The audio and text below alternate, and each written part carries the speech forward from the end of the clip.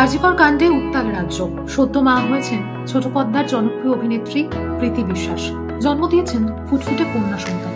প্রতিবাদ মুখর সময়ে তাদের ঘর আলো করে এসেছে ফুটফুটে কন্যা। সেপ্টেম্বরের শুরুতে 2 থেকে 3 হওয়ার কথা ছিল রাহুল প্রীতি।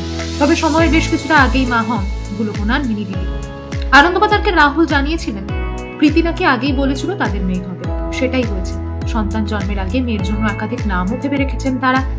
18 দিনের এই মাতৃত্বের অনুভূতি কেমন প্রীতির, কি জানালেন নতুন মা। এখন তার দিন রাত কাটে মেয়ের দিকে তাকিয়ে। বড় হয়ে মানুষের মতো মানুষও, সব মায়ের মতো এইটুকুই চাওয়া তারও। সঙ্গে ভয়ও টানা বাজছে মেয়ে জন্ম দেওয়ার পর থেকে। কিসের ভয়? প্রীতি জানান তিনি ভীষণ মেয়ে ভালোবাসেন, মন থেকেই চেয়েছিলেন তার একটা মেয়ে হোক। কিন্তু একটা সময় কিছুটা ভয়ও পেয়ে গিয়েছিলেন। মনে হয়েছিল থাক, দরকার নেই মেয়ের। জীবনের এত অ্যাডজাস্টমেন্ট খুবই কঠিন।